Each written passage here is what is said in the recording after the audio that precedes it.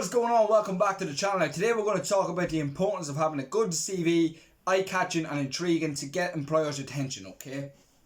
So when you're applying for a job, this day and age, it's more than likely through an online format. You're sending in your CV and I suppose you're hoping for the best. No longer the case where we go to employers directly, knock on the door, have a quick chat and take it from there. We have to put our personality on the page. We have to get that first impression down to a T on a piece of paper, which is a difficult thing to do. It's not easy, but it can be done.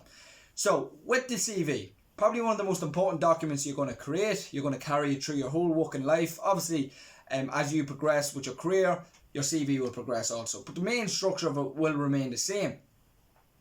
And we got to ensure that we're not just sending in common CVs that employers see every single day, where you just list off your education, list off your experience and a couple of skills here and there. That's all fine and that's relevant, okay? But having experience and having education ain't the be all and end all. Personality is overlooked somewhat serious in when you are applying for jobs, okay? We got to put our own personality into it and give the employer something to get excited by. You think about it, they're getting loads and loads of applications for advertised jobs, and we got to differentiate from the pack. We got to be a little different, make sure our name stands out, that we get called for an interview. That's the overall goal of it when you send in your CVs, to get in front of that employer. And how do we go about doing it? Well, I think we need to expand a little bit more than what we're putting on CVs. And how do we go about doing that? Well, I think 4 small changes, okay? Not massive groundbreaking scientific breakthroughs here. 4 small changes that if we implement them now, they will have a big effect going forward. And change number 1, okay? Most common, straight up, has to be perfect every time. And I suppose it's not really something to kind of get employers excited by. It's nearly expected from you, and that's your grammar. Has to be tip top every single time. So if it's not your strong point, like it wouldn't be mine, I'll get someone to have a look over from me, okay? I'll pass it on to someone who's better at it, and they can have a quick look before I send it off. Or you can download apps, grammar check, spell check, whatever it is you have to do to ensure you're not sending in a CV with bad grammar all over the place. You're up against it straight away, so don't fall into that. Get it done early, get it done right, and you will see improvements. Now, step number 2, examples, okay? Expand a little bit more on your CV. We have to find the right balance. Obviously, we don't want to overload with information, but we don't want to give them nothing to work with. You don't want to be too vague. So what I would suggest doing is back up what you say. So don't just list your roles, don't just list your jobs that you've done to date. Talk a little bit about your roles and responsibilities, what you think is relevant to this current position that you're applying for. Same with your education. Don't just say where you studied and when you studied. Talk about the modules that you think will add value to this company and where you excelled most. Okay, give the employer something. Same with your skill set. So we've seen CVs where most people just list off skills that you nearly copy and paste from Google. You know, I'm a communicator, I'm a team player, I'm a leader, full stop, full stop, full stop. Think of your CV, I suppose, like a movie trailer, okay? What's the purpose of a movie trailer? It's to get your attention so you go see the full movie, okay? It's not giving away the full movie and then 4 or 5 minutes or whatever a trailer normally is. We're just getting people's attention by giving little insights, gripping their attention, so then we want to go see the full thing. Your CV is similar to that. We're not giving the employer too much. Okay, we're not overloading them with information. We're giving them little insights, so they are kind of excited that they want to kind of bring us in and get to know us a bit more. That's the purpose of it, okay? So think of it like that. With your skills, expand a little. Back up what you're saying. So for example, on my CV, I'll have leader, and then after that, a little one-liner just to state that in 2016, the age of 22, I captained my local GAA club to the first county final in 11 years. In that year, we also won our first senior trophy in 13 years. Full stop. So I'm saying I'm a leader and I'm giving a little bit of insight. It's giving the employer a little more than just leader, full stop. Okay? So little things like that, if you make them changes, you will see a bit of an improvement as well. So put the work in here. Now, step number 3, achievements.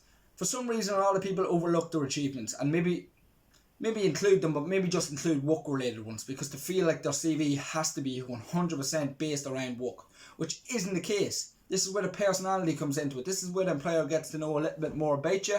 And it doesn't always have to be work related, okay? So, for example, I used to know someone that on their CV they talked about that to play the piano. And the piano it goes up in grades, okay? To me, as an employer, I like that because the good employers will see traits in that, okay? That they can add value to the workplace and that type of person. So with the piano, could you always play the piano? No. Can you play the piano now? Yes. So what does that show me as an employer? It shows me that you're patient, you're hardworking, you're committed. Again, traits that as an employer I would like my employee to have. If it's football or sport related, maybe won individual awards. Again, same thing goes. You're a hard worker, you're committed. And then obviously if you have work achievements, so maybe you won an employee of the month or you gain promotion.